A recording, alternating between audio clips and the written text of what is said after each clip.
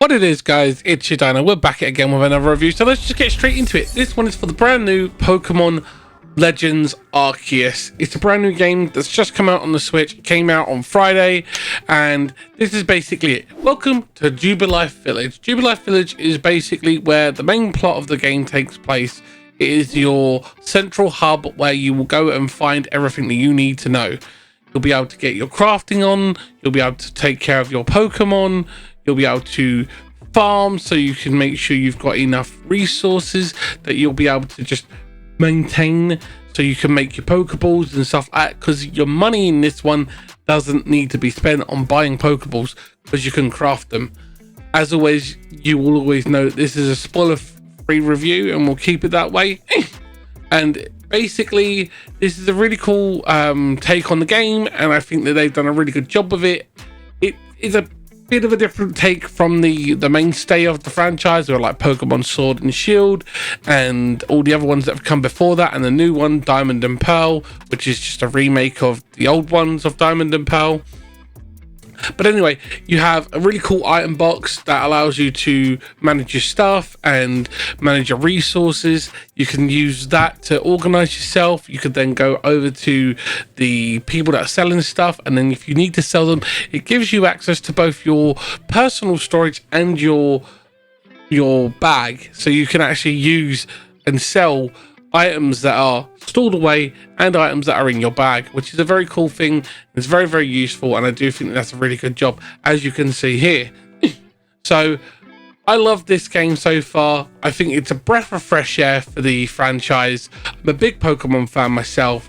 I've played all of them except for the remake of Diamond and Pearl, because I didn't feel like that was worth it, because I've already got Diamond and Pearl when they originally first came out.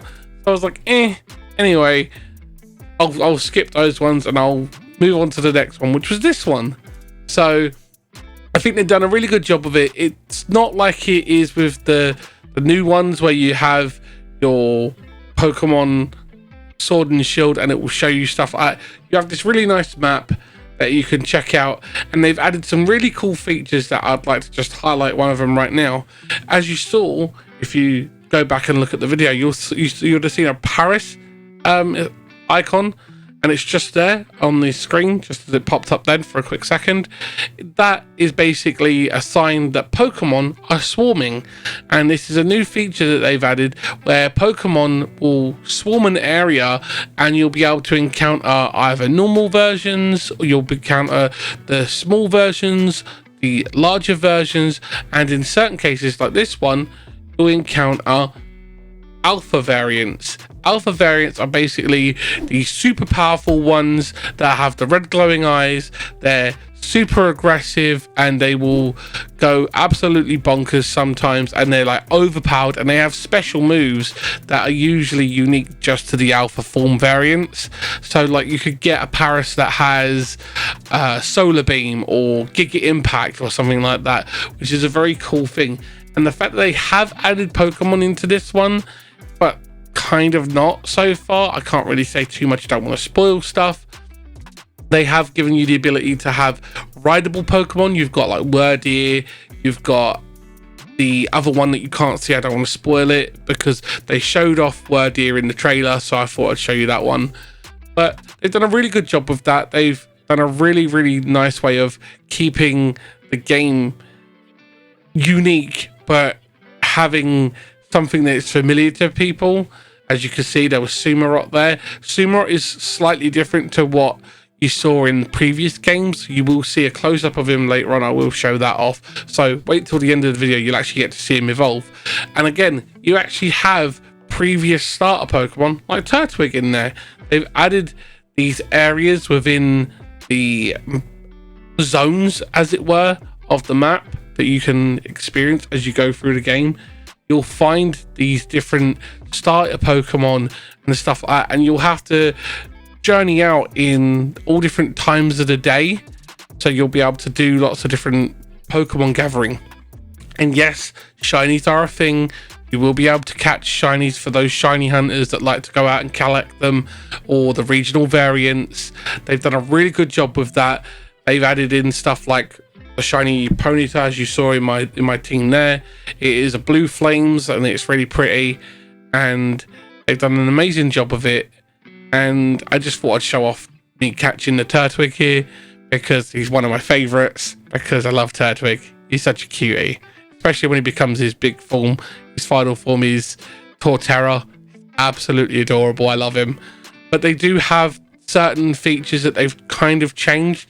Like, Pokemon don't hold items on this one, so certain things, like where you have to have a Pokemon hold a certain item whilst it's traded, has kind of been changed up. So they've done something unique with that, and I think that's a good thing. They've really tried to improve upon the franchise and make it unique for this special game that they've created, that is not in the canon timeline as far as I'm aware. It's part of the timeline, but it's like because obviously you guys know that Arceus has the ability to affect time and space with Palkia and Dialga.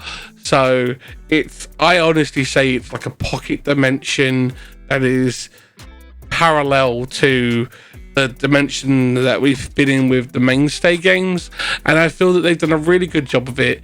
Obviously it's a Switch game, so you have access to the Joy-Cons. If you need to use just the Joy-Cons, you can use the Pro controller, and there's also third-party controllers out there like PowerA and 8BitDo. All work perfectly fine. I haven't seen the need for the NFC reader in the controllers, because I don't think there's any unique Pokemon that you can use for it, like Pikachu from Smash. I don't think that would work with this. I have looked into it, and no one has actually tested it as far as my searching has found out so far. But they've done a really good job with adding in these really cool things, like you've got time rifts, which are like these time distortion fields where you'll go into them, and it will, when they activate, they'll spawn in loads of different enemies and stuff like that, which is really, really cool, and they've done a really good job of that. I feel that they have really amped up this game to a level where it's refreshing, and they've done a really good job with trying to revitalize the franchise.